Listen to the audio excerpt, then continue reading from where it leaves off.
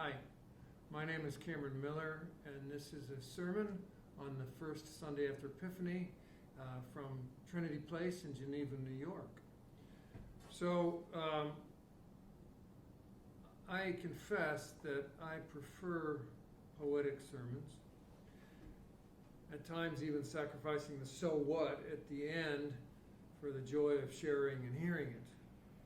It's more fun and challenging to ring the melody and the notes from something like a descending dove with a message that you are my beloved than it is to examine the meaning of it for us.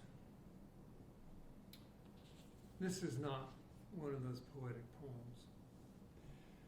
An esoteric conversation I had recently about Epiphany, the Magi, and our Revised Common Lectionary caused me to read about the evolution of Epiphany as a liturgical celebration and season from before its absence in 361 CE all the way to its current use in both the Eastern and Western churches. Having read these tomes of church history about the conflicts and the controversies that shaped the modern day liturgical observance of Epiphany, I am left with the same feeling that I had when reading such things way back in seminary. It's the same feeling that the great lay theologian Verna Dozier must have felt when she said to the young Cam Miller, after I had delivered what I thought was a spanky, fresh sermon at the College of Preachers, she looked at me and she said, "So what?" Now, even though I am interested in history in general, there's something about the history of the church that leaves me cold, as in, so what? I think of it because it's so rare. I think it's because it's so rarely about things that matter.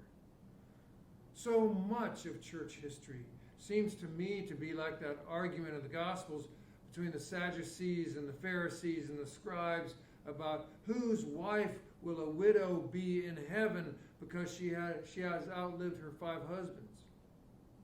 That's a perfect metaphor for church history, I think. First, like so much of church history, it's an argument about something that we don't know and never will. And 2, it's about nothing that matters here on earth. And 3, it is about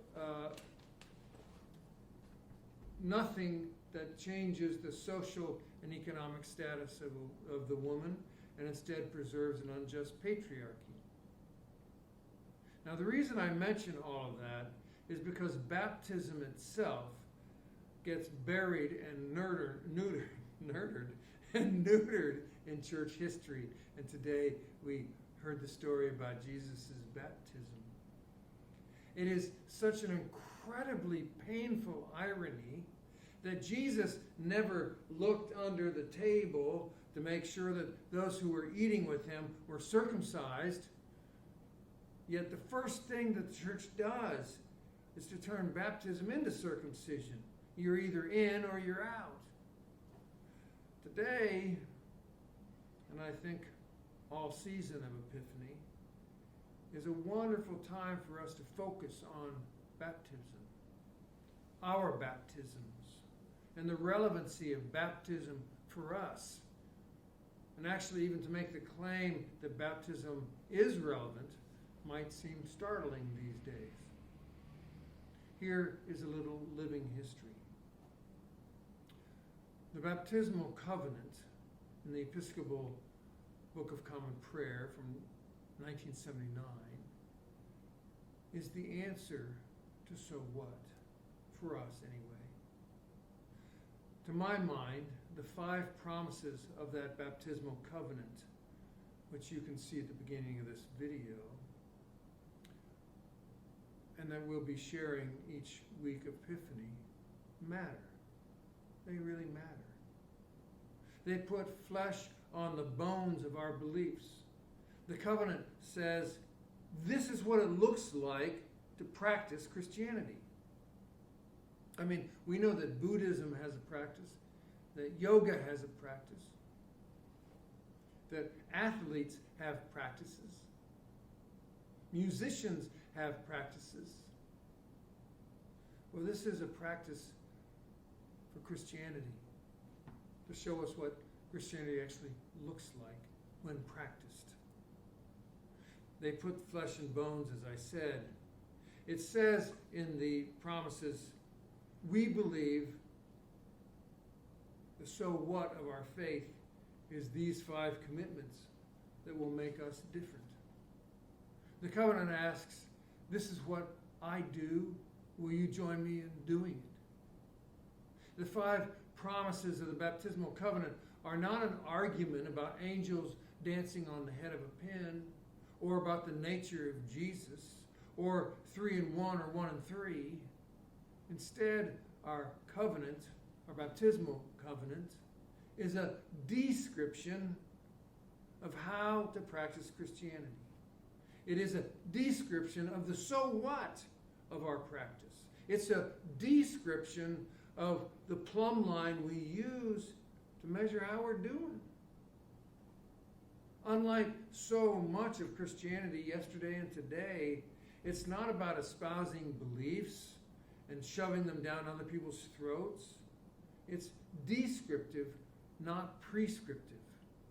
Our covenant is not prescription, is not a prescription, because, at least in the Episcopal Church, we understand our authority, we don't understand authority as prescriptive. Any authority that we might have rests in the integrity of our practice, the distance between our 5 promises and how we actually live them out in our lives. That's the measure of integrity. So, scrubbing clean our heart and soul from original sin so that we can enter into heaven is not what baptism is about. If you want to know how baptism got so terribly corrupted and turned into a ticket out of hell, then read some church history. It's not a pretty story. Rather, baptism is about how we practice Christianity. For those of us who were baptized as infants, it started with a promise from our parents that we would be raised in the community of faith so that we could come to understand the baptismal covenant and to learn the wisdom of Jesus. But baptism became ours when we were confirmed, or if not confirmed, when we embraced Christianity as our own rather than some club we just grew up in.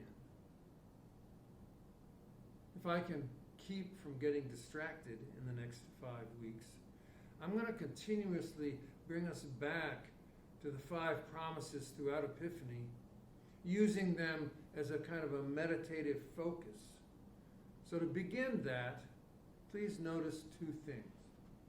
The first thing to note is that our own congregational mission statement here at Trinity Place in Geneva is based upon and rooted in one of those promises, quote, to respect the dignity of every human being. And actually the second sentence of our mission statement, quote, and treat each person entering our doors as if that person is Christ. That reflects the promise and the covenant to, quote, seek and serve Christ in all persons, as opposed to only some persons. And that mission statement wisely connects all of this to both our personal lives as well as our life together in community, as if they are the same, as if it's a practice that we engage in no matter where we are. And finally, I want to draw our focus to the statements and with God's help. Because without that caveat in those promises, with God's help, these petitions would be an arrogant and soulless list of test questions, as in, are you good enough? Or have you been successful enough? With God's help, acknowledges that we are incapable of a meaningful practice without God's help. We are dependent. The covenant is not the promise of a personal achievement or a New Year's resolution that we fulfill or not. It's not a scout's promise or a pledge of allegiance or any other kind of loyalty oath or standard of perfection.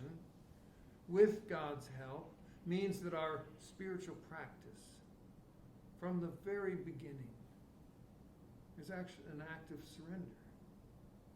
With God's help, acknowledges our powerlessness to engage in a meaningful spiritual practice without openness to the presence of God in our midst. So even before we begin the practice of the baptismal covenant, we acknowledge our powerlessness and then welcome God's help, the first steps of our spiritual path. It's a tough and challenging place to begin, acknowledging our dependence and opening ourselves to God's participation. You and I have this spiritual practice or craft, as young Amanda Gordon calls it. She may not have had the baptismal covenant in mind when she wrote that poem, but it works. Every day we are learning how to live with essence and not ease, she wrote. How to move with haste, never hate. How to leave this pain that is beyond us behind us. Just like a skill or an art, we cannot possess hope without practicing it. We have a concrete and doable practice of hope we call Christianity. And it is described with 5 promises, each with a powerful and sometimes radical "so what?" More next time. Peace be with you.